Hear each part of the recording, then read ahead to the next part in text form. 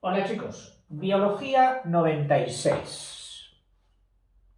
Dice tema 19, interacción de los sistemas de control.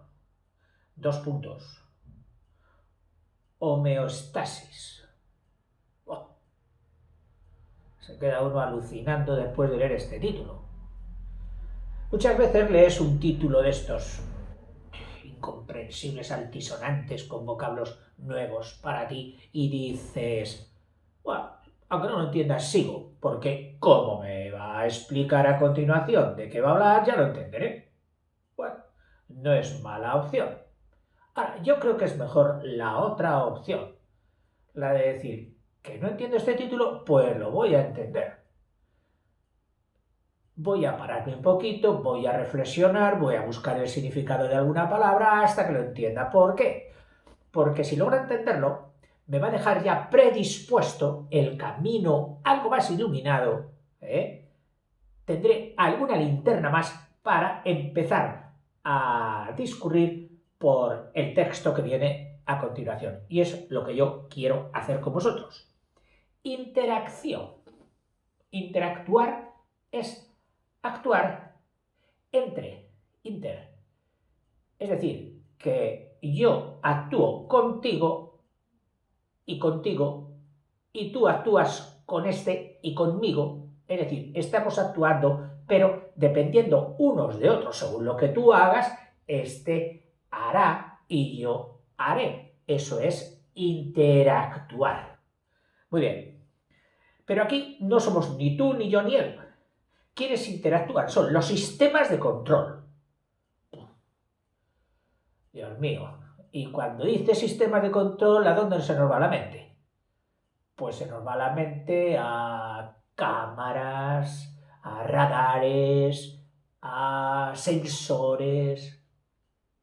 Bueno, pero es que, profe, nos están hablando de biología, nos están hablando del cuerpo nuestro y de otros cuerpos, incluso de vegetales. Esos sistemas de control, ¿quiénes serán? ¿O cuáles serán? Bueno, a ver, en las lecciones anteriores, y nos agarramos un poquito a que lo hemos visto en los vídeos anteriores, pues hemos estudiado dos sistemas. El nervioso, con todo lo que conlleva de recepción y respuesta de estímulos exteriores, de captación de diversos factores del ambiente, temperatura, presión, luz, etcétera, etcétera. Esos serán quizás nuestros sistemas de control de todos estos factores. Sistemas de control. El sistema nervioso y el sistema hormonal. Es decir, un sistema basado en neuronas, pero al fin y al cabo en corrientes como eléctricas, aunque las sinapsis sean químicas, y otro basado en la reacción de cuerpos químicos, algunos de ellos muy veloces, como la citosina, recuerda que se llamaba así porque cito significaba rayo, que es la que responde rápidamente, hace responder rápidamente a nuestra musculatura, para evitar peligros y para todo lo demás. Bueno, pues estos dos sistemas de control del cuerpo, el sistema nervioso y el sistema hormonal, interactúan entre ellos para lograr dos puntos, dice, la homeostasis. Una palabra que ya la habíamos visto anteriormente, seguro que te la he explicado, pero bueno, te recuerdo rápidamente qué significaba. Como solemos hacer, recurrimos a la semántica y tenemos homeo o homo, que significa igual, homotermia, igual temperatura, o qué sé yo, homosexual, igual sexo, etc. Esto significa igual. Y estasio, o homeostasis significa estado, forma de estar. Este verbo es del tipo, diríamos, axiomático, que se entiende mejor que se explica, que es estar. En fin, o sea que la interacción de los dos sistemas anteriores de control, el nervioso y el hormonal, esa interactuación, va a estar encaminada a conseguir el estado igual, un estado sin grandes variaciones. El cuerpo humano, bueno, el ser vivo, se presenta como una máquina física que, si recuerdas que en física nos dicen esto a presión constante, no, ahora lo vamos a ver a volumen constante, ¿no? Ahora lo vamos a ver a presión y a volumen constante y que sea la temperatura la que fluctúe. Bueno, pues nuestro cuerpo, la naturaleza nos lo ha preparado en concreto el nuestro, para que actuemos y nos desenvolvamos en un margen de temperaturas de 36,5 a 40 y menos. Y no nos podemos salir de esas temperaturas. Y sin embargo, somos un conjunto activo. Es decir, este equilibrio que nos exige tener la naturaleza para poder sobrevivir, no salirse de unos parámetros. De la presión, pues, difícilmente, ¿no? Porque a no ser que te subas en globo o altas alturas donde hay baja presión, o te bajas a las profundidades del mar donde hay altas presiones, normalmente nos desarrollamos todos a presión atmosférica, con una atmósfera, y eso pues no habría problema. Bueno, pero también es importante considerarlo, que no solo la presión y temperatura, el volumen, el volumen nos permite vivir con varios volúmenes, a veces con demasiado o con demasiado poco. Ahí la naturaleza no se ha puesto terrible. Nos ha dicho, elige, puede ser gordo, puede ser flaco, o ni gordo ni flaco. Allá tú. Como más cómodo estés o como seas capaz de estar. En fin, ya me da la sensación de que me estoy disgregando demasiado, porque dejemos que sea el profe del libro, que es el que sabe, el que nos lo diga con palabras técnicas. Así que el título era ese: interacción de los sistemas de control, homeostasis. Homeostasis va a recordarnos qué era la homeostasis. Los mecanismos de regulación estudiados, y dice que son dos: el sistema nervioso y el hormonal. Mecanismos de regulación, como válvulas, regula, suelta, aprieta, con las hormonas y con los nervios, con el sistema nervioso. Dice, hacen posible las respuestas a nivel de comportamiento, es decir, traducidas en nuestro comportamiento de los organismos, que permiten explorar eficazmente las contingencias del ambiente. No vayas por ahí que hay mucho frío, ven por aquí, o ponte el jersey, ponte unas gafas de sol. Las contingencias del ambiente. Y las respuestas a nivel fisiológico, es decir, a nivel funcional, a nivel de hacer, que les capacitan para mantener su propia estabilidad interna, a pesar de los cambios del ambiente.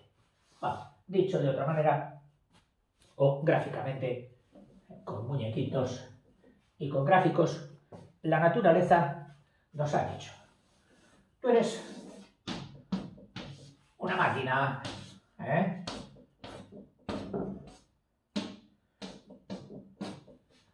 una máquina. Pero eres un montón de fuerzas de todo tipo, mecánicas, químicas, hidráulicas, etcétera, que tienes que mantener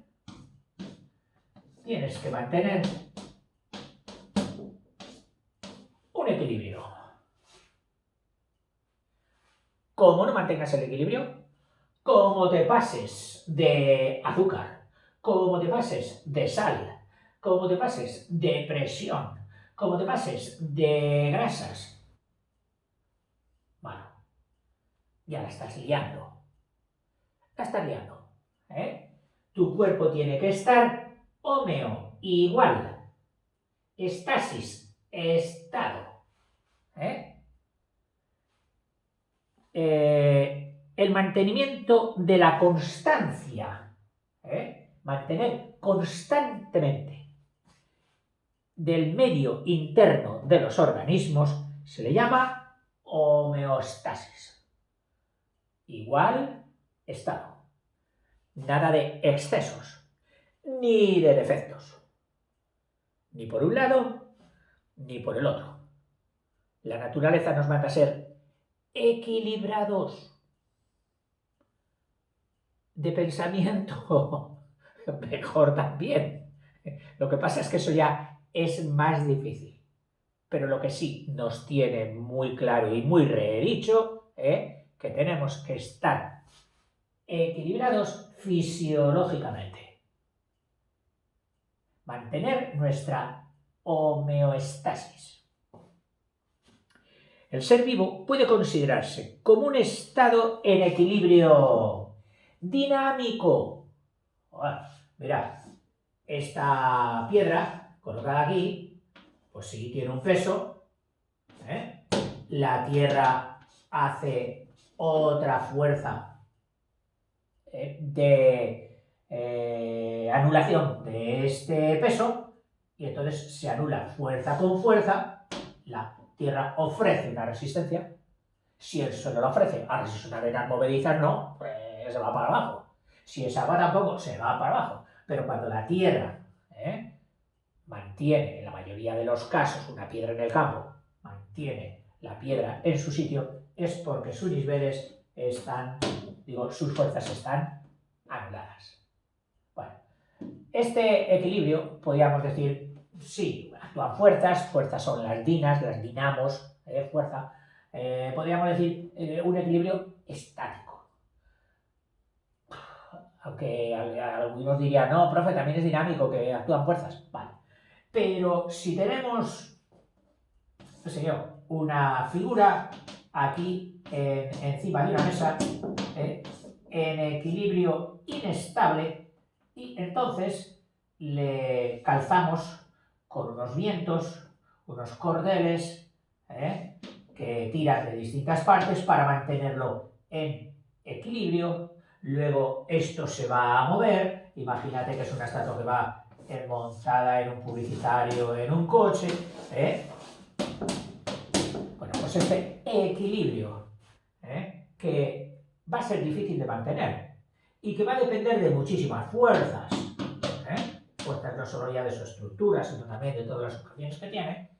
Esto es un equilibrio dinámico, es decir, donde las fuerzas son vivas, donde actúan muchas y constantemente. Eso somos nosotros. Vamos, un revoltijo de fuerzas sin parar. Oiga, y los que son tranquilos, también. En los que son revoltosos, más, pero los que son tranquilos, también. Todos tenemos un estado en equilibrio dinámico que se mantiene por la actividad coordinada de muchos mecanismos de control. O sea, somos de una complejidad terrible. Muchísimos mecanismos de control. Si tuvieran que poner todos los mecanismos de control y los paneles de control de nuestro cuerpo en una sala, las mayores salas de control para centrales nucleares, para lanzamientos de cohetes o para experimentos, qué sé yo, de estos del CERN, de los anillos de aceleración de partículas, etcétera, que tienen unos paneles enormes y habitaciones enormes llenas de paneles, se quedarían de tamaño pequeñito con respecto a lo que nuestro cuerpo exigiría para controlarlo. Es muchísimo mayor, de mayor complejidad, todos los controles que tiene y necesita nuestro cuerpo. Todos los parámetros biológicos fluctúan, los parámetros biológicos, presión, solubilidad, concentraciones, temperatura, etcétera, pHs, etcétera, etcétera. Pues todos los parámetros biológicos fluctúan entre valores alrededor de un óptimo. Es decir, nosotros en cualquier de esos factores que fluctúan en nuestro cuerpo, tenemos aquí un medidor, una agujita que oscila. Entonces, hay un estado que es el óptimo, el mejor. Oh, está usted como un reloj. Presión tal, alta tal, pulsaciones tal, no tiene azúcar, no tiene esto. Le felicito, está usted como un reloj. Los parámetros que le hemos medido, no todos, pero los que le hemos medido, tiene usted el estado óptimo. Ahora, cuando el médico detecta, uy, qué alto está usted, esto hay que corregirlo, o bien, está bajo, esto hay que solucionarlo. Bueno, pues todos esos parámetros tienen un estado óptimo.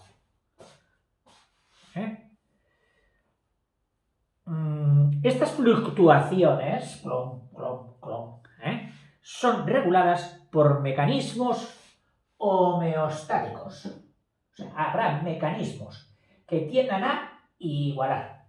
¿Se nos ha puesto la presión aquí subida?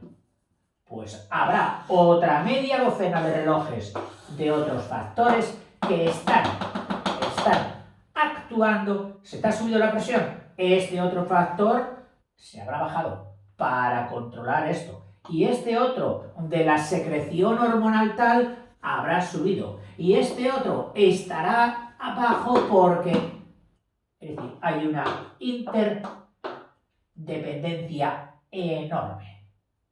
Todos estos factores están o son interdependientes. Estas fluctuaciones son reguladas por mecanismos homeostáticos que funcionan a diversos niveles. O sea, funcionan tanto a nivel celular, ya en una sola célula. Si hay algo que se excede, ella se regula, se controla, aceptando, metiendo, produciendo otras sustancias, otros estados eléctricos, pHs, volumen, etcétera, etcétera, que contrarresten esa anomalía. O sea, pero eso se da tanto a nivel celular como a nivel de macroorganismo celular como un cuerpo, incluso como a nivel supraespecífico. A ver, ¿qué significa eso? Bueno, pues aquí supraespecífico hay que cogerlo en sentido etimológico, específico de especie. Es decir, esta homeostasis, este equilibrio, funciona incluso sobre entes que son especies enteras.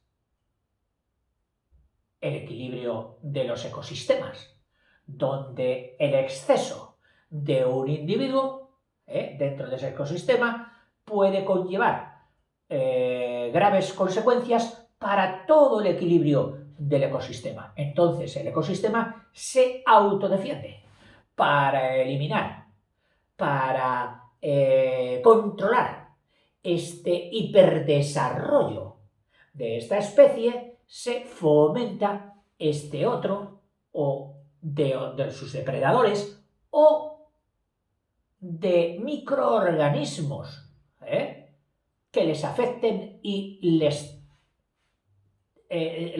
tercien, como puede ser perfectamente una pandemia. Y no quiero en ningún momento meter connotaciones a esta pandemia del coronavirus que estamos viviendo ahora, de que fuera una respuesta de la naturaleza a la masificación del género humano. No, no, no, no, en absoluto. Yo estoy muy lejos de pensar que en el mundo seamos demasiados. Somos los que somos y el mundo puede soportarnos y puede soportarnos todavía bastantes más. Porque la naturaleza es extraordinariamente prolífica y el hombre es lo suficientemente inteligente como para lograrlo sin derrumbar el sistema. Hay que controlar, hay que hacer llamadas de atención, pero vamos, que yo nunca he ido por el maltusianismo, aquello de decir, somos muchos, venga, vamos a quitar unos pocos.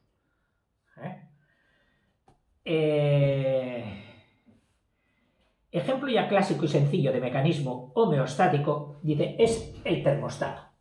Es decir, por si no hubiéramos entendido todavía a qué se refiere con lo de homeostasis, nos pone de ejemplo un mecanismo que actúa en nuestra casa en diversos, en la calefacción, en el agua caliente, que es el famoso termostato. Es un aparato que mantiene constante entre ciertos valores la temperatura del agua que contiene. Bueno, aquí nos ha puesto la del agua. Tenemos un calentador de agua y entonces el papá le dice, bueno, vamos a ponerlo entre 32 y 36.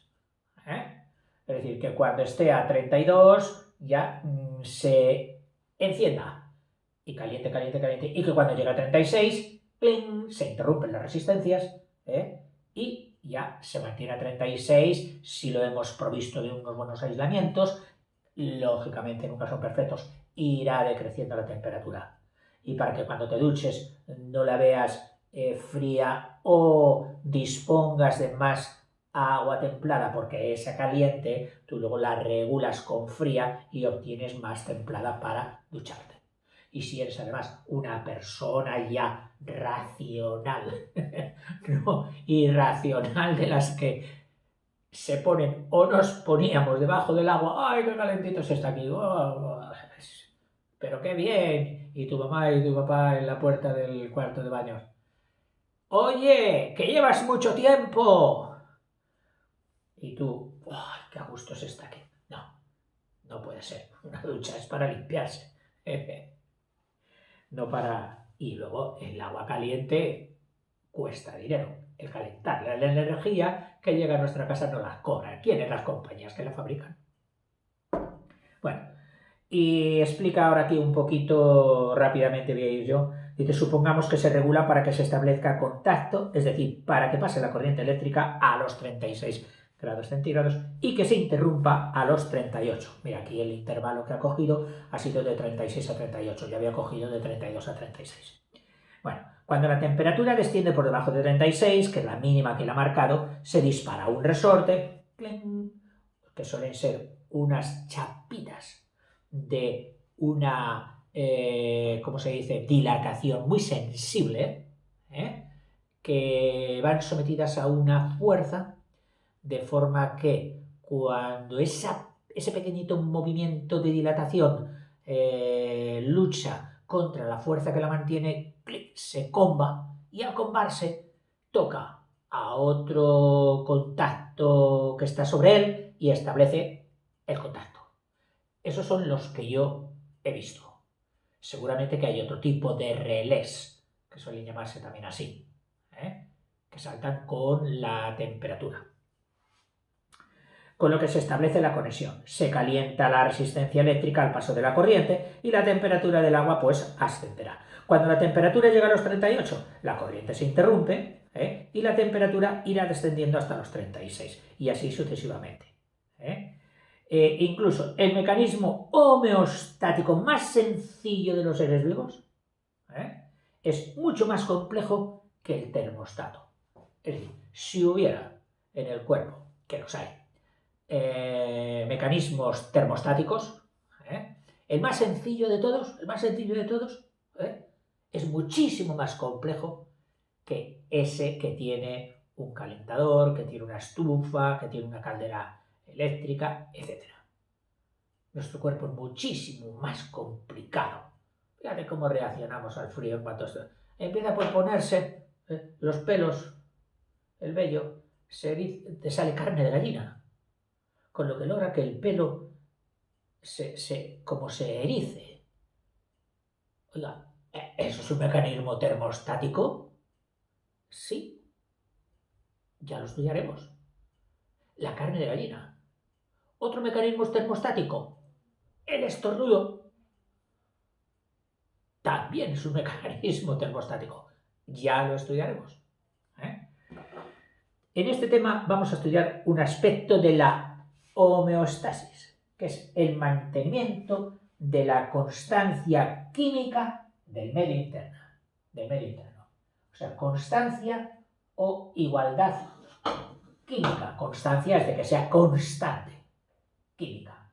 Es decir, las sustancias, fíjate si hay sustancias químicas en nuestro cuerpo, tienen que tener una proporción y unas concentraciones constantes. Si quieres, no rígidamente uniformes, sino que fluctúan entre un intervalo, pero un poquito. No te excedas. Oh, es que esto me gusta, yo de esto me hincho, me pongo negro, me pongo verde. No.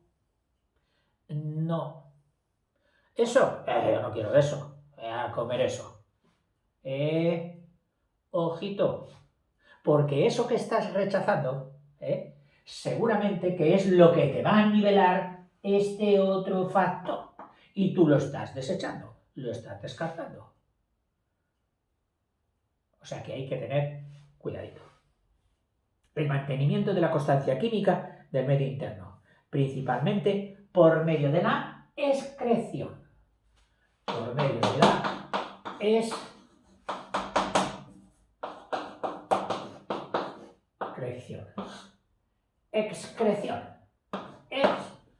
Hacia afuera. Cretar.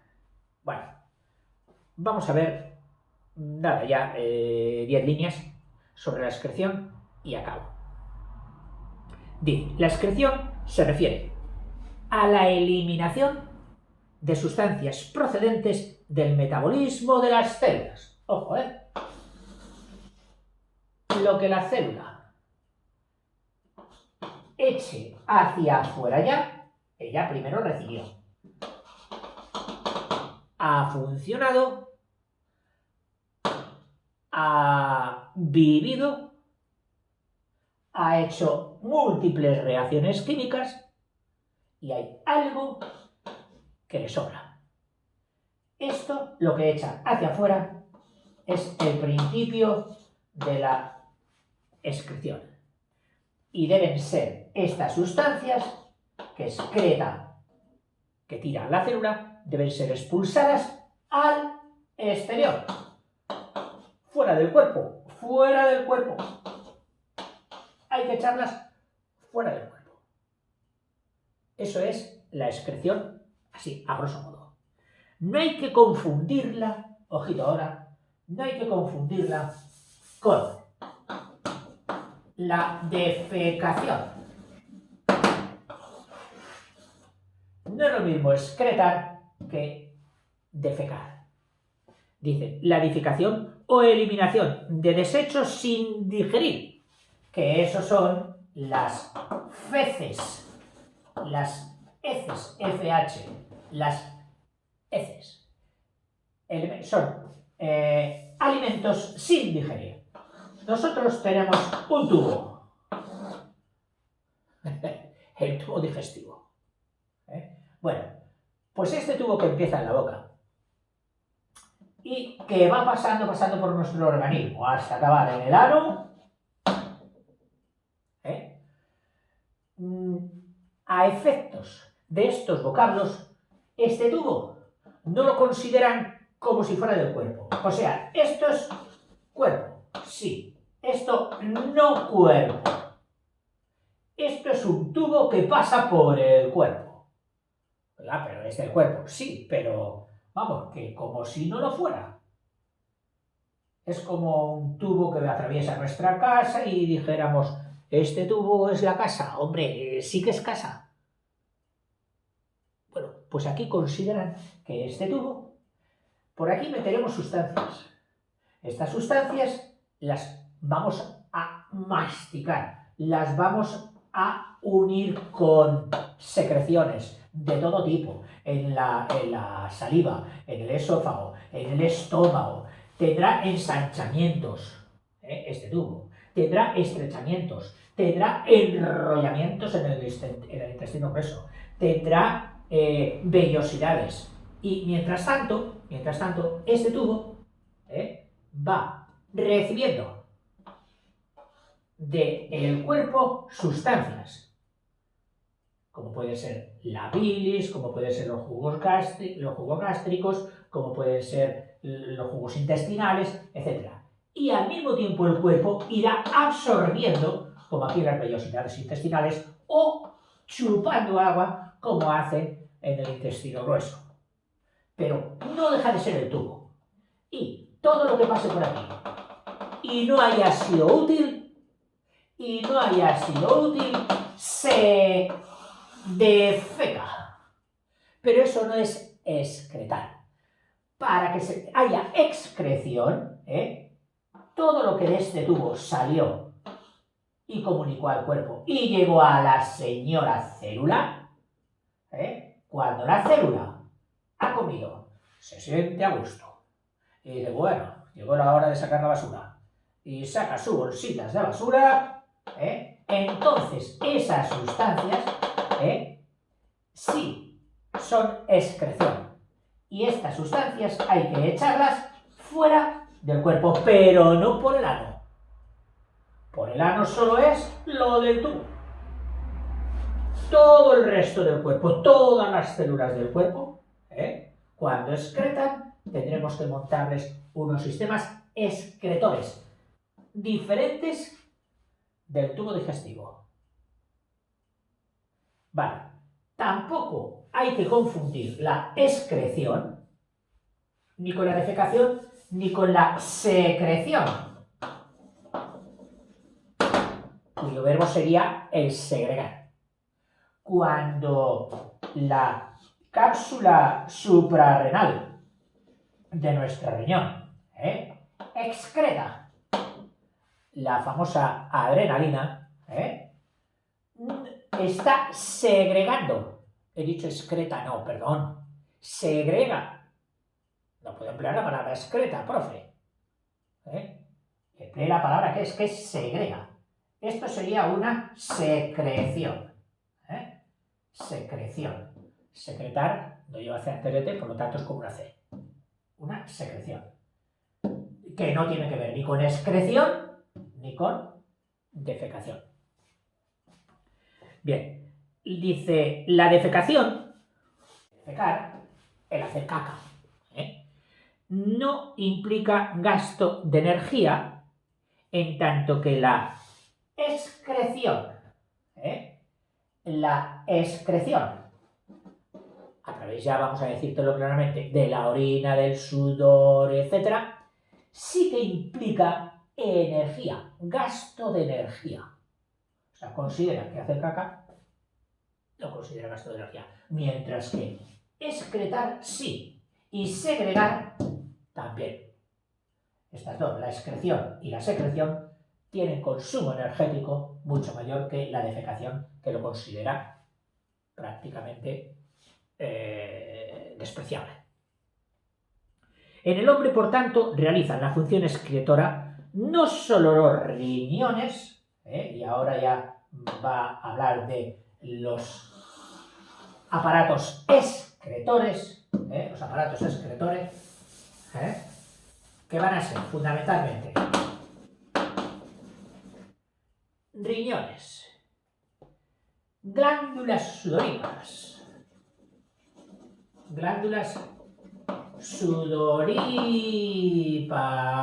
que es una palabra que significa que paren, que producen, paren es de parir, que paren sudor. ¿Quiénes? Pues todas las células que paren sudar.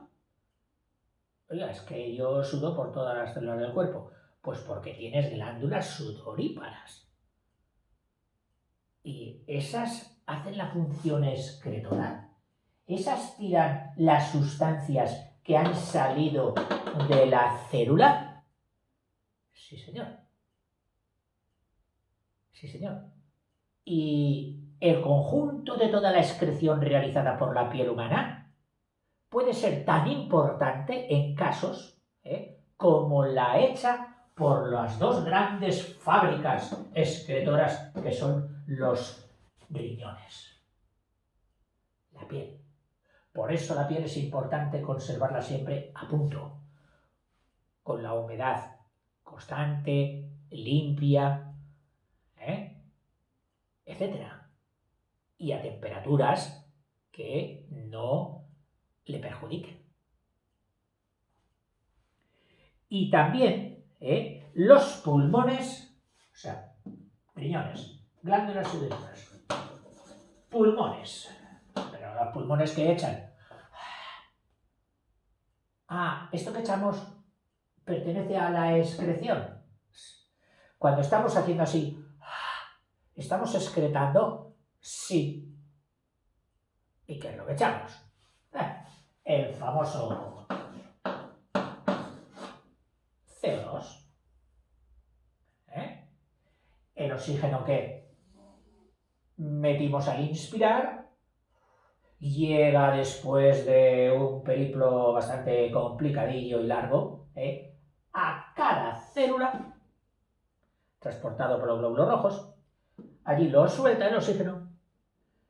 Las mitocondrias, en concreto, lo cogen para hacer energía, para oxidar, etc. Y toda la célula necesita oxígeno. Y al coger oxígeno, quema, combustiona. ¿Qué? Preferentemente el carbono de las sustancias orgánicas que constituyen nuestro cuerpo. Es decir, sustancias orgánicas, es decir, sustancias del carbono. Y residuo, uno de ellos es el CO2, que ya lo echamos eso por los, o sea, que viene de los pulmones y lo expulsamos por boca y nariz. Luego eso también es aparato excretor, pulmones. Y por último, el hígado. Esto del hígado, pues yo hasta que no he leído este libro no me he enterado muy bien de que el hígado se consideraba parte de un aparato excretor. Y yo lo tenía por una glándula, sí, que parece que quitaba sustancias prácticamente venenosas del resto de los alimentos y del cuerpo y que las utilizaba para fabricar otro líquido con ese veneno, como lo aprovechan todo, pues hacía bilis. Y la bilis la arrojaba al tubo digestivo antes de que los enrollamientos del intestino delgado con sus vellosidades para ayudar a disolver las grasas. La bilis es amiga, hermana de los detergentes, esos que aparecen en la tele. Mira cómo diluye la grasa esto, y ni una, 2000 platos con un vasito de... Bueno, pues la bilis sería de ese tipo, diluyente de grasas, que hace que luego esas grasas pasen mejor a nuestro organismo. ¿Por qué? Porque las grasas son un alimento fundamental. El cuerpo no puede estar sin tomar grasas. Tiene que tomarlas. Por muchas razones, ya no solo por su valor energético, sino también porque diluyen unas vitaminas, unas sustancias que son importantísimas. Son las vitaminas liposolubles, solubles en lípidos. Y si no tuviéramos esas vitaminas, tendríamos unas enfermedades y unas carencias mortales. O sea, sin grasas no podemos estar. Pero siempre la homeostasis, el equilibrio. Ni con muchas, ni con pocas. Qué gran lección nos da la naturaleza. Dice, el hígado, que excreta los pigmentos biliares. Los pigmentos biliares. Como ejemplo, y ahora dice, como ejemplo de mecanismo homeostático de todos estos, Dice, nos vamos a ceñir a la excreción renal, que es el adjetivo de riñón. Y hasta aquí nuestro primer vídeo de esa lección, interacción de los sistemas de control, homeostasis. Hasta luego, chicos.